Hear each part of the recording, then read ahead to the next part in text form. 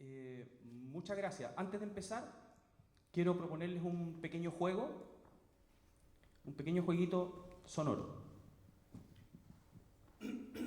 Vamos a hacer un pequeño jueguito. Les voy a pedir que... Voy a cerrar la puerta de acá, no sé por qué hay un poquito de corriente. Piensen en ustedes mismos en este momento, céntrense en su cuerpo, traten de sentarse con la espalda derecha, respiren profundamente, inhalen, exhalen. Conéctense con su respiración.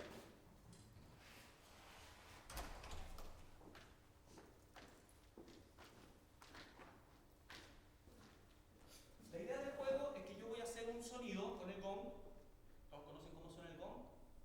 Entonces, en este juego, apenas suena el golpe fuerte del gong y mientras está reverberando, todo el rato mientras está reverberando, nosotros respiramos sencillamente y nos enfocamos en nuestra respiración. A medida que va avanzando el sonido y seguramente va a ir disminuyendo, a menos que pase algo cuántico en el transcurso, vamos a ir percibiendo también los latidos de nuestro corazón. ¿Ok? La idea es conectarse con nuestro interior. Por supuesto, estamos en silencio.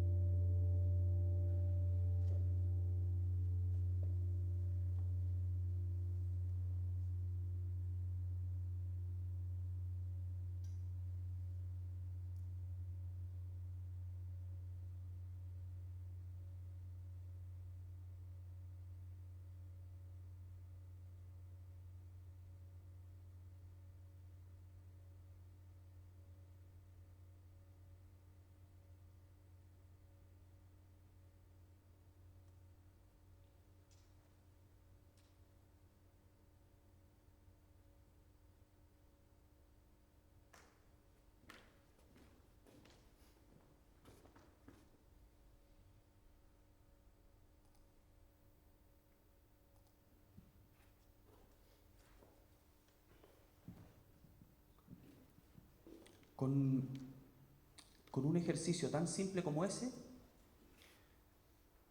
tal como lo explicaba Paulo ayer, nuestros cerebros entran en una especie de frecuencia más o menos común y en un estado de atención distinto, que es ideal para concentrarnos. Venimos de afuera, de otro lugar, cada uno con sus intenciones. Entonces entramos en una frecuencia de percepción más o menos homogénea que nos permite poner mejor atención o estar abiertos a las nuevas informaciones. Cuando me llegó hace un par de meses atrás la invitación para venir, mi primera reacción fue, ¿pero qué voy a ir a decir? O sea, ¿qué necesito decir? ¿Qué puedo decir? En ese momento me sentía, era como tratar de abrir un baúl, porque claro, yo estoy viviendo afuera, estoy haciendo otras cosas, estoy como en una vida muy distante energéticamente de lo que está ocurriendo probablemente acá en la Universidad de La Serena. Pero por otra parte percibí tal afecto, tal calor en esa invitación que no dudé en ningún momento que lo iba a hacer. Dudaba de qué es lo que iba a hacer, pero no de qué iba a venir.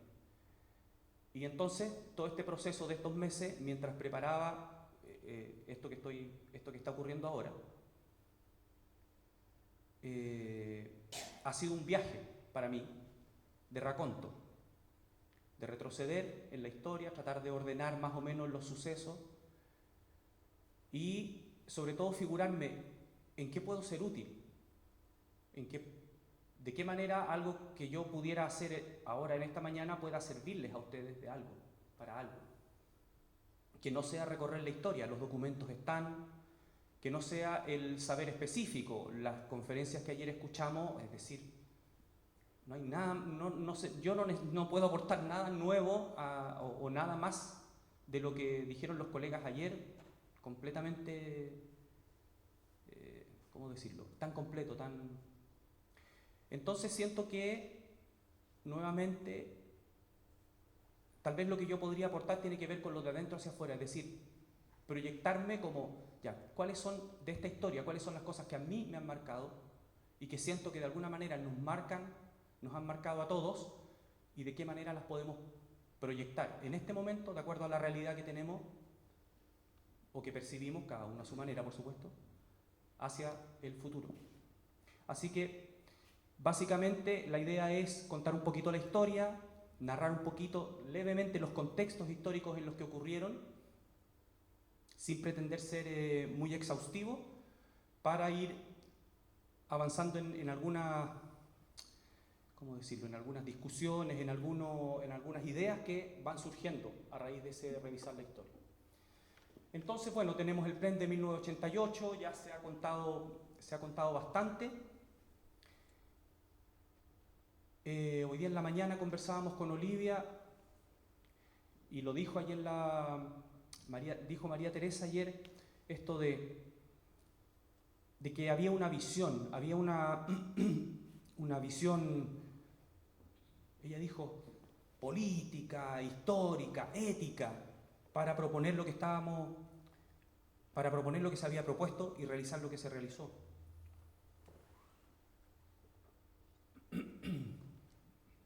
Yo llego a la conclusión de que evidentemente sí, y lo vamos a entender mejor cuando vea la siguiente diapositiva,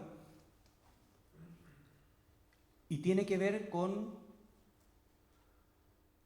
una rebeldía que se transforma en una contracultura. Esas son como las dos palabras que yo siento que son clave. Y de estas tres frases, la que a mí más me gusta es la del medio: crear nuevas músicas con sonidos antiguos. Un referente antiguo, en ese momento desconocido, en ese momento completamente despreciado, se transforma en un nuevo elemento para crear, porque no contiene ninguna referencia cultural para las personas que lo utilizan. Es como, no sé, pasarle lápices de colores a un niño que nunca los ha tenido, por ejemplo. Y a mí me produjo una transformación increíble. Pueden imaginarse que yo venía formación de conservatorio, todo docto, así, muy, muy estable. Claro, había hecho música popular, había trabajado con la gente del canto nuevo, había estado como en esa parte, pero para mí una trutruca, un cultrún, un ñolquil, eran instrumentos que yo en mi vida había tocado. Sabía que existían, los había visto en fotos, por ahí se había escuchado alguno, muy raro. O sea, los sicus eran más conocidos porque existió Iyapu, que se exiliaron durante la dictadura, porque habíamos escuchado a los inti, a los quila cuando éramos niños. Y eso sería.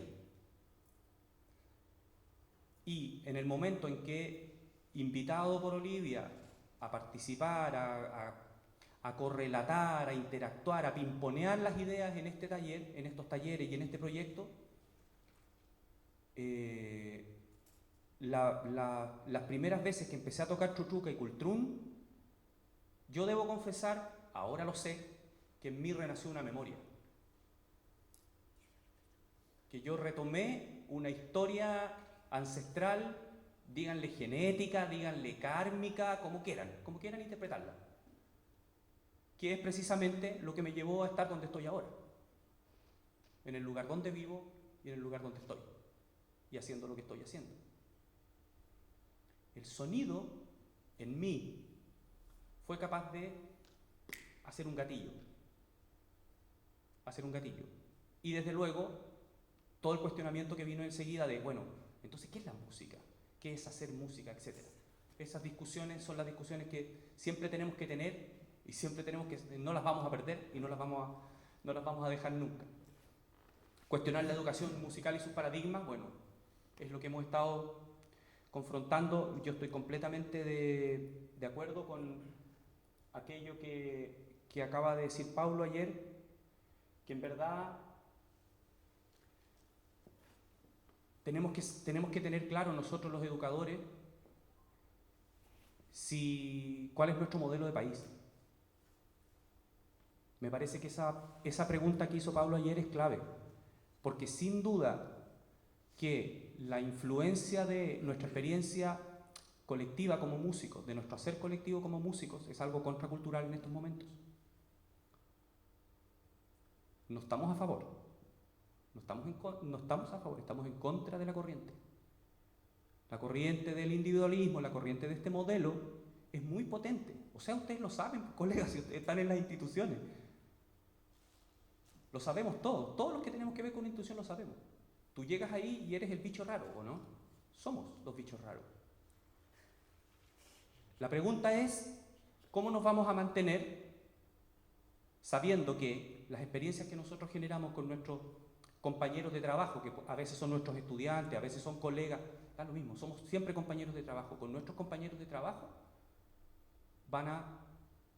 sabemos el valor que tienen, porque las experimentamos nosotros mismos, cómo las vamos a proyectar. ¿Cuáles son las herramientas que tenemos? Y esta es la tarea para los futuros educadores musicales, las herramientas que podemos utilizar, las que más nos van a favorecer para mantener aquello y ojalá poder ampliarlo. El contexto del PREM, bueno, están los tiempos de fin de dictadura, ¿no es cierto? Pueden imaginarse una época bastante oscura en nuestra historia. Y respecto a los instrumentos musicales, los instrumentos ancestrales estaban proscritos, desacreditados, eran desconocidos.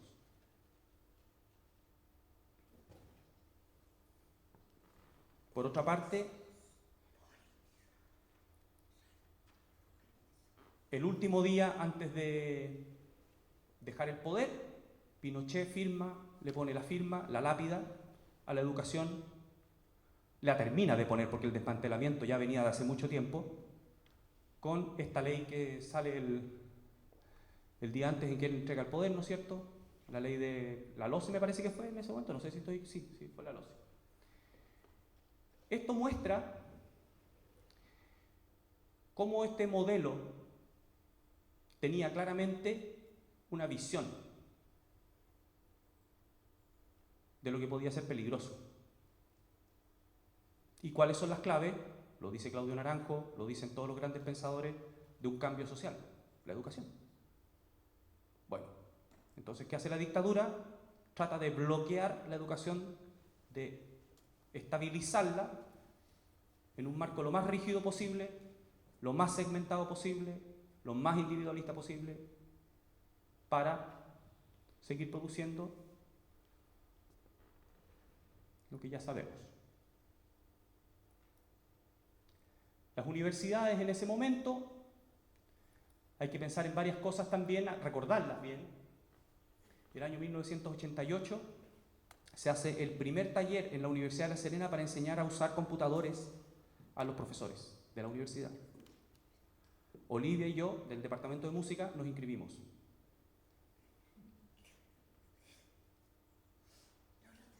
Eso era algo nuevo. DOS, no existía Windows todavía. Los discos de memoria, ¿se acuerdan? Esos floppy disks blandos, grandes. No eran floppy todavía, pues, no. Después fueron los floppy que eran en unos cassettes. Impresionante cómo ha cambiado. Impresionante cómo ha cambiado. Olivia, ¿me puedes avisar cuando hayan pasado 10 minutos, por favor? Así, hacerme un gesto. ¿Ya pasaron? No. Ok.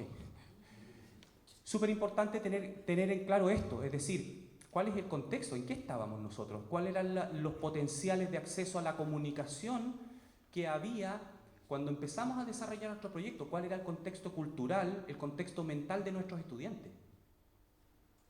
Eran otros tiempos.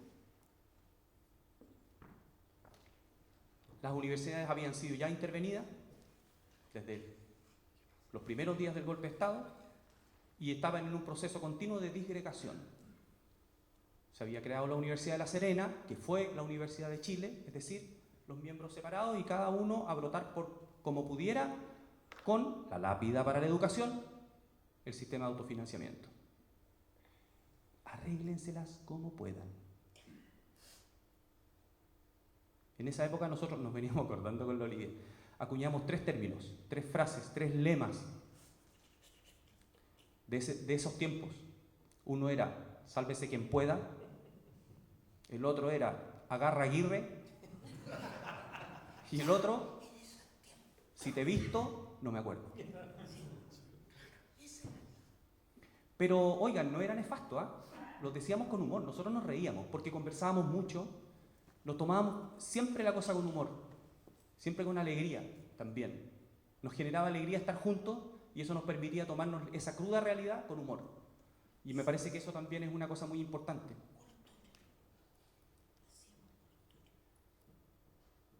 Las comunicaciones, bueno, los medios de comunicación de masas en general, de la dictadura, reforzando el modelo mercantilista consumista. Esta frase debió estar después de la anterior. El gobierno democrático, una vez que pasamos el límite y vuelve la democracia, hereda los medios de comunicación de la dictadura, es decir, los medios oficiales son heredados por el gobierno democrático. Pero junto con eso, lo que ocurre es que empiezan a desaparecer progresivamente los medios de comunicación opositores a la dictadura. Claro, dirá uno, si vuelve la democracia, ¿para qué va a haber medios opositores? Pero resulta que en nuestra cultura, y yo no lo veía entonces, lo entiendo ahora, esos medios eran el pensamiento divergente. Había, por lo menos en el kiosco, tú tenías la opción de ver 2 posibilidades. Nosotros proponemos esto. Nosotros proponemos esto. Ya no existe. Eso se perdió. Ahora tú ves un kiosco y claro, está el ciudadano por ahí, está el guardián de la salud por acá. Pocaso. Para la potencia que tenían APSI, Cauce, solo como medios escritos. Para esa potencia que tenían, las publicaciones que hay ahora, más o menos cuestionadoras, son muy pocas. Son muy pocas. Interesante eso. Oye, muchas gracias por hacerme pensar en todas estas cuestiones porque yo no las había revisado, ¿eh? En verdad que uno aprende. Luego vino lo del CIPEM, ¿no es cierto? No sé si la fecha está bien, 92, por ahí ya estábamos echando a andar el CIPEM.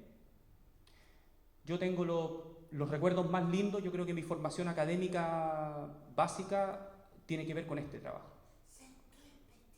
Centro de Investigación Permanente de la Educación Musical. Nos constituimos como un equipo de académicos a reflexionar, a conversar desde lo más básico. ¿Cuáles son las ideas más básicas que tenemos sobre qué es educación, qué es música? Las primeras reuniones eran sencillamente sintonizarnos como personas entre nosotros. Si no no teníamos el ejercicio para juntarnos en una mesa a hablar de algo que no fuera, llegó tal informe, qué opinan, etc. Entonces ¿qué piensan ustedes de la música? En algún momento, incluso, hoy día me lo comentaba Olivia propuso, oye, sería bueno que pusiéramos también claramente cuáles son nuestras opiniones políticas y religiosas acá, para que por lo menos dentro de esta mesa estemos ecualizados y haya transparencia. Claro, eso no lo aceptamos. Pero escuchen, desde el punto de vista del cerebro, y esto lo dice la neurociencia hoy día, nosotros no lo sabíamos, desde el punto de vista del cerebro, solo con que ella lo haya dicho, ya se había producido. En los cerebros de cada uno ya se había producido esa ecualización. Así que el efecto fue el mismo, aunque realmente ninguno tuviera la necesidad de decir yo opino tal cosa, porque al final nosotros nos reflejamos en lo que hacemos también, o sea, acá nos conocemos entre nosotros. Se produjo igual la situación, pero fue importante decirlo. O sea, por eso la transparencia es importante, porque en el momento que tú manifiestas algo, el cerebro la crea. 5 minutos. ¿Van 5 desde que te dije? Ya, perfecto, muchas gracias. Entonces, ¿qué es lo que está Ese es uno de los aprendizajes de lo que ahora estamos entendiendo del conocimiento. El cerebro no distingue lo que es real para nosotros. El cerebro no conoce la realidad, el cerebro conoce solamente. Y de hecho hay algunos más avanzados que dicen que ni siquiera conoce, solo experimenta. Lo que tú imaginas y lo que tú vives en la realidad, en tu cerebro es exactamente igual. Por eso es tan importante la música. Por eso es tan importante la música. Porque lo que nosotros generamos en un momento de estar haciendo música todos juntos es una experiencia vívida, real, imaginaria, soñada, de comunión, de encuentro, de armonización. Por eso, lo que decía ayer Paulo, ¿vieron las imágenes? La música modifica el cerebro. ¡Wow! No lo sabíamos, no teníamos idea. Pero claro, había una sospecha, había una intuición, ¿cierto, Lidia? Porque ¿por qué porfiar tanto por esta cuestión? Porque tal vez nosotros mismos la estábamos experimentando y sabíamos que el hacer música juntos nos estaba haciendo bien. Nos permitía hacer otras cosas, nos elevaba a otras percepciones, etc. Nos permitía aumentar. Por eso la música es tan peligrosa. Lo es. Lo es, sin duda. Y bueno, fue harto trabajo, fue mucho diálogo, mucha conversación. Era un grupo que era capaz de ser, no sé si usar la palabra humilde. ¿En qué sentido? En el sentido de que para hacer lo que nosotros queríamos hacer, que era observar nuestro plan de estudio y proponer algo nuevo, invitamos a montones de gente que no tenían nada que ver con la música. Sociólogo, psicólogo, curriculista. Uy, pero es que vino mucha gente. Invitamos a gente del ámbito del folclore, invitamos a gente del ámbito de los instrumentos de los pueblos aboriginales. Oye, pero mucha gente que se sentó a conversar, a dialogar, un continuo estas hechiceras que van metiendo ala de murciélago, pelo de en la olla y lo va revolviendo. Así pasaban las semanas, toda la semana, una reunión, un ciclo, y venía más información, y esto iba cuajando, porque claro, nosotros éramos la marmita, ¿viste? Nosotros éramos la marmita que estaba ahí todo el rato recibiendo toda esa información, todas esas energías, para lograr dar el paso siguiente de generar el plan de estudios que finalmente cuajó el año 2000 y que me parece que es el que está vigente hasta hoy, con algunas variaciones, como tiene que ser en la música. Como decía ayer Gabriel Galvez, lo que no nos puede pasar es achancharnos. Tiene que estar cambiando. Achancharse, me lo dijo Gabriel, es como ya quedarse con lo que ya tenemos. Es como, ya estamos aquí, nuestro espacio de seguridad, digamos, de confort. Ponerse viejo. Como no quedarnos, claro, ponerse viejo, dice Gustavo, sí, claro. Claro, eso es lo que no nos tiene que ocurrir. Bien, otro jueguito. Les voy a pasar. Oye, traje pocos porque no. Nada, esto es una improvisación, ustedes saben. ¿Usted quiere uno? ¿Me queda un minuto? Ya, no importa. ¿Hay quien quiera jugar un ratito y hacer algún sonido? ¿Ya? ¿A quien quiera? No tengo mucho, pero.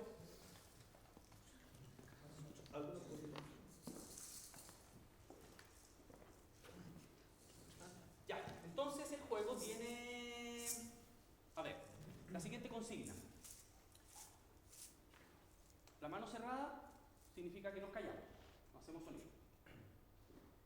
1 significa que los sonidos que voy a producir tienen la siguiente característica: son más cortos y hay más espacio de silencio entre los momentos en que intervengo. ¿Se entiende? Bien. 2 significa que mis intervenciones son más largas y mis espacios de silencio son menores. Paralelamente, aumenta un poco la cantidad de sonido que puedo, la intensidad de este sonido. ¿Sí? ¿Ok? 3, sonido largo. ¿Se entiende? Adivinen lo que significa esto. ¿Qué significa esto? Dale. Inhalamos. Oye, si quieren hacer ruidos con la boca, con su... Jueguen. Imagínense cualquier cosa, llavecitas, lo que tengan. Inhalamos, exhalamos.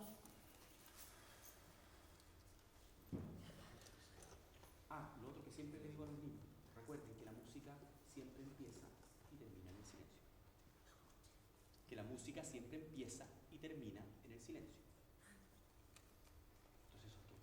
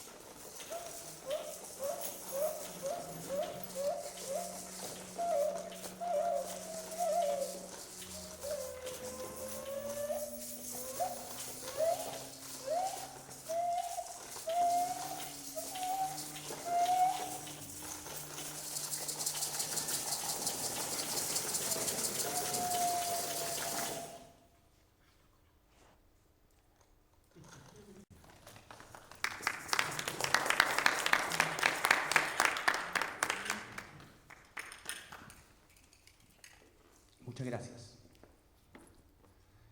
Después de 10-15 minutos, nuestro cerebro ya no escucha más. Hay que recordarlo. Eso es lo que nos está enseñando la ciencia ahora. Después de 10-15 minutos, cambio de actividad, respirar, cualquier otra cosa. Mirar por la ventana, hacer un dibujo, cualquier cosa, cambio. El cerebro deja de poner atención. Ahí volvemos a retomar. Importante.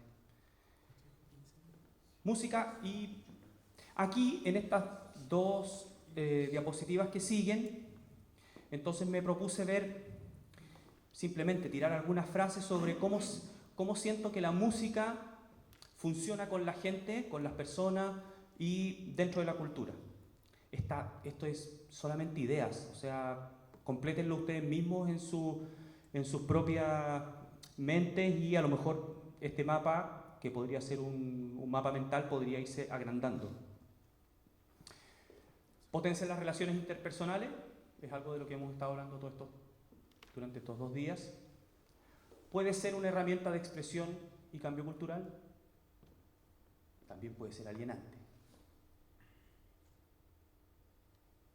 Claro que te puede alienar, ¿cierto? Ejemplos de esto abundan. Y eso es por algo, porque tiene una cierta característica, ¿no es cierto?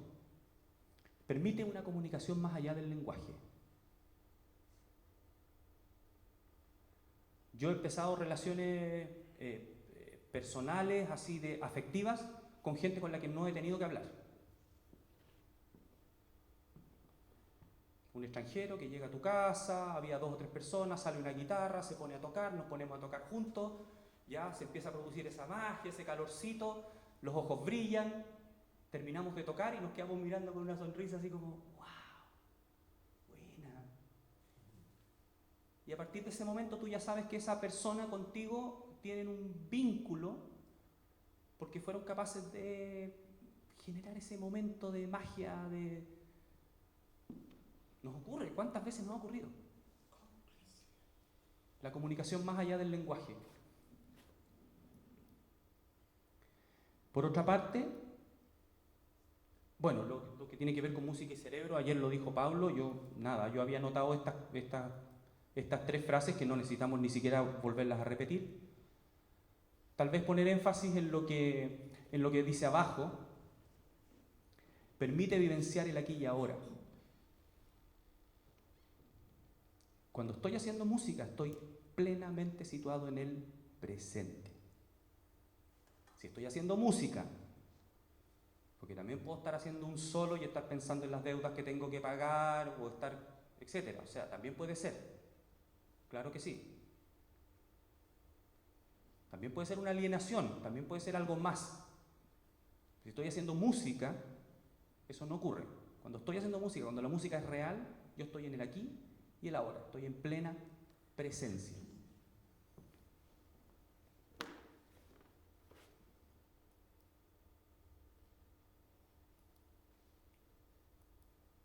Y, bueno, ¿cómo observamos la música y la sociedad, ¿no es cierto? Ciertos elementos de la cultura oficial consumista, ¿no es cierto?, propone que las personas tenemos que aceptar. ¿Es así? Se ensalza la música de conservatorio, ¿no es cierto? Se crea la FOGI, a la cultura oficial le acomoda la música de conservatorio, le acomoda la música, y digo de conservatorio, ni siquiera digo la música docta, digo la música de conservatorio, o sea, la música docta más encima restringida a ciertos periodos y a ciertos momentos. Tanto es así que el gobierno de Piñera no fue capaz de desmantelar la FOGI, no lo quiso hacer, le acomodaba perfectamente, tanto como le acomodó a Lagos y tanto como se ensalza el éxito comercial más que el valor artístico, sin comentarios. Y por otra parte, existe una contracultura, muchas contraculturas. Esta contracultura se opone al consumismo, privilegia lo artístico expresivo,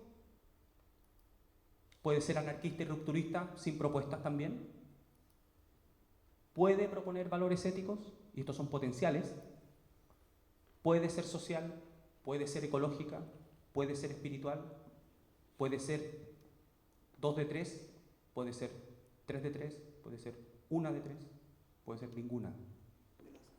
Puede ser. Tal vez la contracultura, lo único que yo logro que como que percibo, en verdad, que también, ojo, que es lo que uno ve. O sea, por favor, los sociólogos acá que aporten también. Lo que tiene es que se opone al tema consumista tan exacerbado, tan burdo. Tan burdo. Eso sí, eso parece que lo tenemos en común con los anarquistas, con la gente los más metaleros y qué sé yo. Pero ahí está la música. Ahí está la música, siempre participando, a veces muy protagonista, otras veces muy al servicio del texto, y ahí también habría que entrar es algo en lo que nosotros no profundizamos tanto en ese momento en el CIPEM, pero que me parece que en estos tiempos ya está bueno que podría ser algo que se le pudiera seguir engranando, el tema de música y texto. Me acuerdo que hicimos varias conversaciones, pero cómo plasmamos eso también en un plan de estudio o en cosas que ocurran a futuro, sería interesante observarlo. Y el tema de la crisis de educación, bueno, todos ustedes trabajan en las instituciones, no es mucho lo que hay que... El tema de la reforma sucesiva, no se respetan los derechos de niños y niñas, no se respeta la diversidad, al modelo educativo no le importa si tú estás en en un pueblo donde hay una escuela que si estás en una metrópoli. El sistema es igual, funciona igual para los dos lados, ¿cierto? Los colegios, estacionamiento, guardería. El colegio estacionamiento eso lo saqué de la educación prohibida, me imagino que ese video ya lo conocen. Son cosas que ya las sabemos y son dolorosas para nosotros, pero también está bueno hacer una lista, así como estamentos estresado el director, estresados los profes, estresados los niños. Nos estresamos entre todos. Música colgando de los planes y programas. Estoy que me caigo. Fíjense lo que dice el número 10 de los derechos del niño de la ONU. Esto es del año 1950 y tanto. El niño debe ser protegido contra las prácticas que puedan fomentar la discriminación social, religiosa o de cualquier otra índole. Debe ser educado en un espíritu de comprensión, de tolerancia, amistad entre los pueblos, paz y fraternidad universal, y con plena conciencia de que debe consagrar sus energías y aptitudes al servicio de sus semejantes. Esos son los derechos de nuestros niños. De desarrollar sus aptitudes y su juicio individual, su sentido de responsabilidad moral y social. El niño debe disfrutar plenamente de juegos y recreaciones. Juegos y recreaciones. ¿Cuánto tiempo para jugar y recrearse tienen los niños en este momento en Chile y en otras partes del planeta también? Lo que da lástima de todas estas discusiones es que no se habla de los derechos de los niños. No se está hablando de lo más importante. La educación tiene que ver principalmente con esa motivación. ¿Cuáles son los derechos de ellos?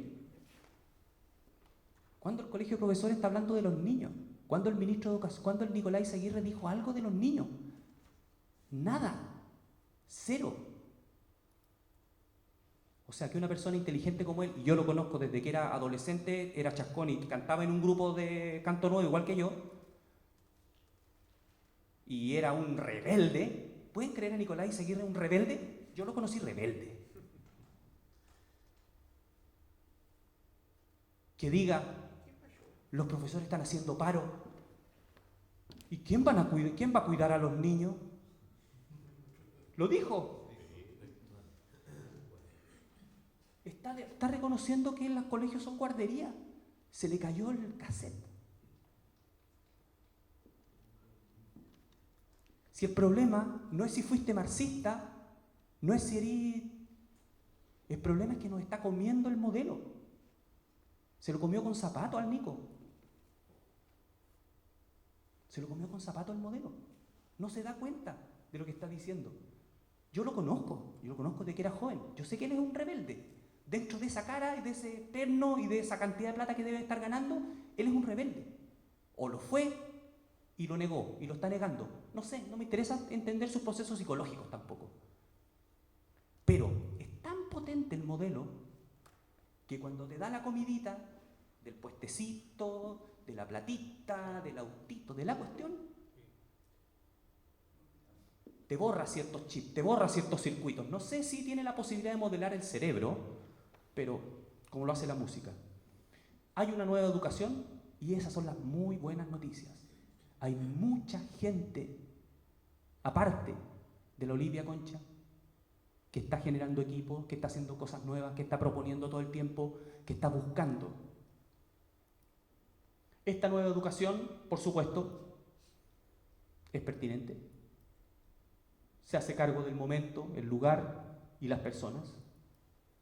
Respeta la diversidad. Considera las artes como una herramienta fundamental. Se conecta con la naturaleza.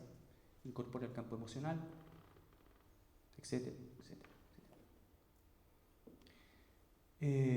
A los que no la conocen, les recomiendo, si quieren conocer la experiencia, una experiencia que está casi toda en línea, que se llama Pedagogía 3000. Es un equipo que está liderando una colega que es francesa, pero está viviendo en Bolivia, se llama Noemí Paimal, ella.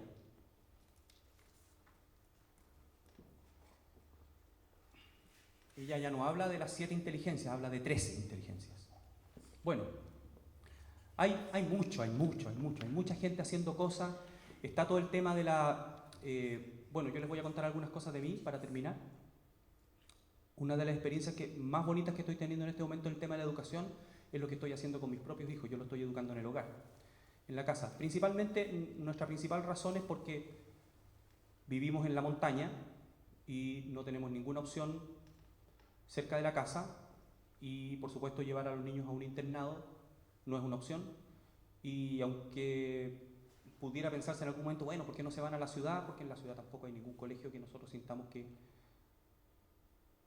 haga las funciones que nosotros necesitamos. Y por eso mismo, porque estamos haciendo esto, nos hemos integrado a muchas redes de gente que en distintas ciudades o lugares está haciendo educación en el hogar. Y lo que está mostrando la experiencia de la gente que está haciendo educación en el hogar es que la educación en el hogar es una tremenda alternativa. Es muy potente, es muy práctica, es fácil de hacer, incluso económica. El año pasado fuimos a un encuentro, así como para solamente una anécdota. Fuimos a un encuentro en Osorno de la gente de educación en el hogar. Oye, esto es diverso. Te encuentras con musulmanes, te encuentras con rastafari, te encuentras con cristianos de estos casi amish, así. Loco, hay una diversidad de gente que vive en este país, pero todos teníamos en común lo mismo. Nosotros sentíamos que lo que nos está ofreciendo el modelo educativo no nos basta, no nos sirve, y necesitamos reunir energías para potenciarnos como educadores en el hogar. Y las metodologías son lo más diverso que te puedes imaginar. Hay de todo. Hay desde gente que se sienta con los niños y les pasa las mismas materias que el colegio, hasta gente que está postulando que el niño no hay que enseñarle nada, no hay que mostrarle nada, y que simplemente hay que dejarlo vivir sus propias experiencias. Hay de todo. Hay un rango enorme. Nosotros vamos probando con distintas cosas. Hasta el momento lo que nos funciona mejor es el tema de los proyectos. Nosotros tenemos una pareja de niños, 9 y 7. Lo que funciona mejor son los proyectos. Tenemos una idea central, ¿no es cierto? Y esa idea central atrae distintos contenidos de distintas áreas. Pum, pum, pum, pum, pum. Ya se elaboran durante un rato. Lo que sí es súper importante, por lo menos yo siento, con los niños, y lo trato de aplicar también en mi trabajo con la escuela, es: si abordamos un proyecto, el proyecto empieza y termina. Y tiene que haber un momento en que nosotros retroalimentamos, o durante el proceso, pero también al final retroalimentamos todo lo que ocurrió. Haya sido exitoso o no, pero hay que retroalimentarlo. O sea, sentir que hicimos un proceso para poder pasar a otra etapa. No dejar las cosas sueltas, porque aparentemente el aprendizaje es menor cuando no logramos ese paquetito, claro. Y bueno, allá nos recibió, estoy hablando de la Universidad de los Lagos, nos recibe el decano, el rector en ese momento, vicerrector, pero rector reemplazante, ¿no es cierto?, de la Universidad de los Lagos, en Osorno. Él es decano de la Facultad de Educación. Esto fue el año, me parece que pasado o antepasado. Entonces, cuando leí el programa decía palabras del decano de Educación, ya, ¿qué nos va a decir? Y fue una sorpresa. Nos dijo: estoy muy contento de estar acá. Les voy a contar el cuento corto, no les voy a decir todo el discurso. Estoy muy contento de estar acá porque yo soy un educador en el hogar. Y nos contó la historia de que él con su pareja, los dos académicos de distintas universidades, en esa época vivían en Valdivia primero, tenían 2 niñitos, también más o menos de la edad de los míos ahora, que en un momento, cuando pasan a la etapa del sexto, séptimo, empiezan a... muy buenos deportistas, del ámbito del deporte, así, motivadísimos con el tema de deporte, empiezan a: no quiero ir al colegio, no quiero ir al colegio, no quiero ir al colegio. Y empiezan a dejar el deporte, y ellos notan que los niños empiezan su ánimo, su estado empieza a bajar. Entonces conversan con los niños, ¿no?, que no quieren ir al colegio, conversan entre ellos los papás, y la mamá dice: ¿sabes qué más? Ya, yo voy a dejar media jornada y yo me quedo con los niños en la casa y probemos. Resumen, pasa toda la educación básica de los niños. Y el papá dijo, el papá, que era la persona que nos estaba hablando: bueno, ya que nos vamos a ahorrar toda esa plata y tú vas a dejar de percibir la plata que te ganabas en esta media jornada que estás dejando, entonces yo voy a depositar en una cuenta de ahorro lo que nosotros pagábamos por el colegio. Y así lo hizo. Pasó la básica, dieron sus exámenes libres los niños, pasó la media, los niños, mientras tanto, retomaron el deporte, se hicieron seleccionados juveniles, se hicieron seleccionados nacionales, salieron del colegio, beca deportiva en la universidad, estudiaron cada uno la carrera que quería estudiar, se fueron motivadísimos, con beca deportiva, no tenían que pagar la universidad. Ah, dijo el papá, lo que pagaba en la universidad lo voy a seguir ahorrando. Siguió ahorrando. Cuento corto, los niños en este momento están haciendo doctorados en el extranjero, gratis. Y cada uno de ellos tiene una cuenta de no sé cuántos millones de pesos esperándolo acá en Chile, que su papá le ha depositado la plata que hubiera pagado por su estudio. Entonces él nos decía que él pensaba que 1 hora de educación en el hogar equivalía a 4 o 5 horas de educación en un colegio. ¿Por qué? Porque la educación es significativa, porque es personalizada. Y yo digo que lo que a mí me pasa, por ejemplo, yo en este momento estoy trabajando, pero solamente con talleres, yo no tomo aula. Porque si no soy capaz de mirar a los ojos a las personas con las que estoy trabajando, ya se me superó el ámbito de trabajo. Si no puede haber un encuentro, un contacto con la gente con los niños, con las personas con las que interactúo, entonces quiere decir que no es un grupo abordable. Para hacer música, para estar, para realmente sentir que se produjo algún contacto. Bueno, después de todo este diagnóstico, algunas propuestas, algunas ideas o perspectivas. ¿Cómo está la cosa en este momento? ¿Qué cosas me han llamado la atención? Me llama la atención que Audio Música es una cadena en todos los malls de Chile. ¿Te acuerdas, Olivia, cuando inició el PREM, que un colegio tuviera un piano, que hubiera una batería, una guitarra en un colegio? Sí, guitarra podía haber, una guitarra de palo, pero una batería o algún tipo de instrumentos, no. Sin embargo, los instrumentos musicales ahora están muy accesibles, no solamente muy accesibles, porque si Audio Música es una cadena, es porque es un muy buen negocio. ¿Y por qué es un muy buen negocio? Porque la gente está comprando instrumentos musicales como loca. Si no, no podéis estar en el mall.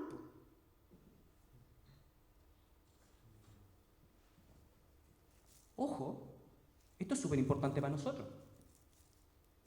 Hay caleta de instrumentos dando vuelta por todos lados. ¡Montones!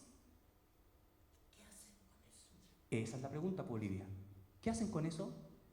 ¿Y cómo? ¿Y cómo nosotros agarramos esta oportunidad? Ojo, eso. Fondos Mineduc para talleres artísticos. Yo no tenía idea que existían. Y resulta que, claro, ahora estoy trabajando en una escuela municipal en Angol, con niños así muy pobres, y tengo el taller de música. Y los colegas que trabajaban ahí el año pasado, no había profesor de música el año pasado, encontraron la página, postularon, 3 millones de pesos en instrumentos, llegaron la semana pasada al colegio. Un piano así eléctrico gigante, súper bueno, con touch, control MIDI, podéis grabar, secuenciador, toda la cuestión, así el piano. Batería, bajo eléctrico, guitarra, lo que queráis. Lo que antes hubiera sido... Claro, está el tema de la pertinencia cultural, ojo con eso. Claro, puede ser alienante también. Ah, lo toca solo, claro. Sí. Pero, sí, es cierto que también conlleva un riesgo. La ventaja que tuvimos nosotros con el PREM era que este objeto en mi cabeza no había ninguna referencia para esto. Tuve que empezar a soplarlo por todos lados para siquiera saber cómo se le sacaba el sonido. Ese es el significado. Que un objeto sonoro nuevo produce nuevos códigos, nuevas maneras de ponerse de acuerdo, otros lenguajes.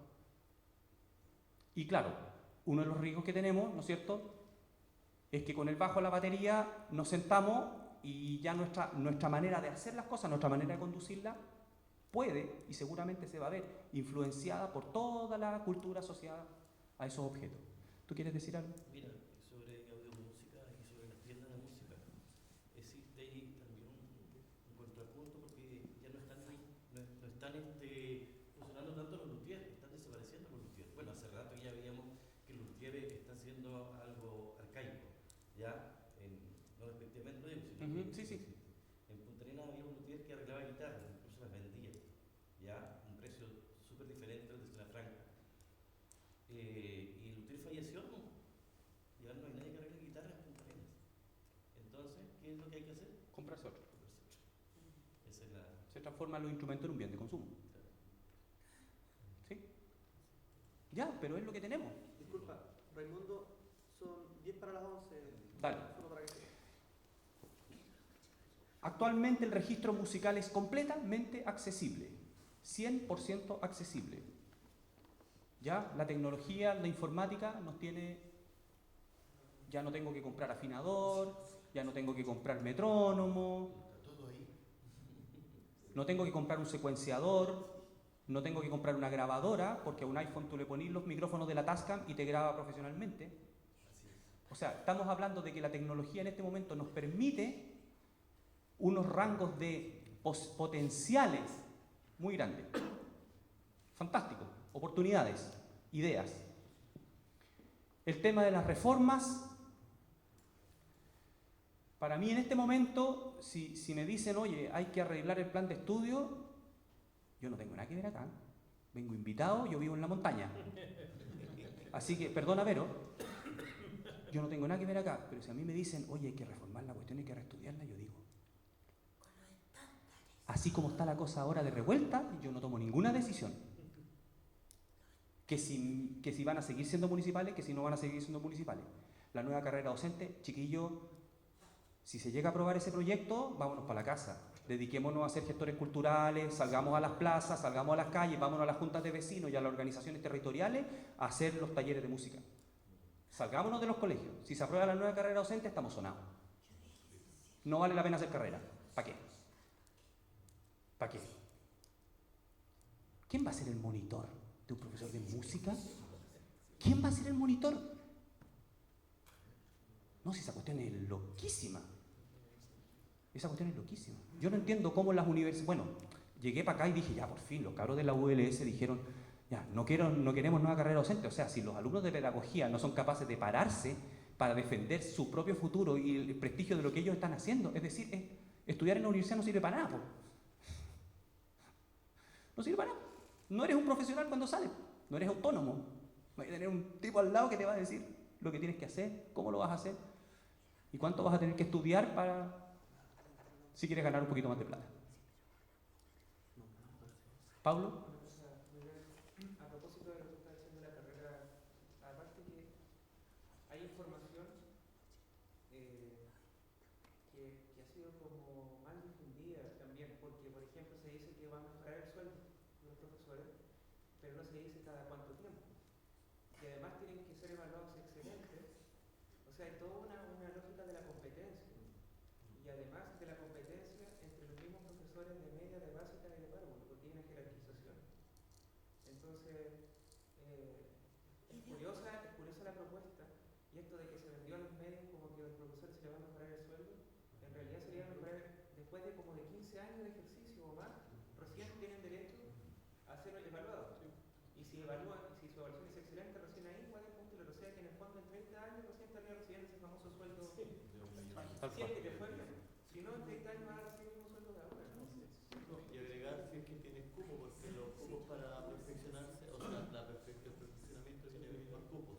Sí. No es Y para eso de las mentorías y todo eso, además, toda la vida se ha hecho siempre, o sea, pero lo que pasa es que pasa de manera informal. El profesor joven llega a un colegio y el profesor más experiencia Correcto. va a ayudar. Entonces, Bueno, yo necesito cerrar ahora porque lamentablemente mi pasaje me tiene horario. Quiero darle las gracias sinceramente, ha sido un rush así muy fuerte para mí estar acá. lo que más me llevo es una sensación de calor aquí. Y eso lo quiero agradecer porque quiere decir que las experiencias que hemos tenido con cada uno de ustedes de manera individual o colectiva ha sido algo que nos ha... A ver, voy a hablar de mí. Ha sido algo que me ha nutrido, que me está llenando, sobre todo lo que más me importa en este momento es llenar el corazón. Más que la cabeza, más que el bolsillo, me interesa llenar el corazón. Creo que aquí son las cosas que se conservan, las cosas que a mí me hacen falta en este momento, en verdad. Así que quiero darles las gracias por venir, por ser valiente y levantarse temprano hoy día. Quiero darle las gracias a Olivia, yo siempre lo digo y siempre lo he dicho, Olivia es mi maestra. Y sí, pero es que después fuimos amigos, primero fuiste mi maestra. O sea, Tú eres mi maestro. somos nuestros maestros. Y la que es. Y la que- Yo soy tú.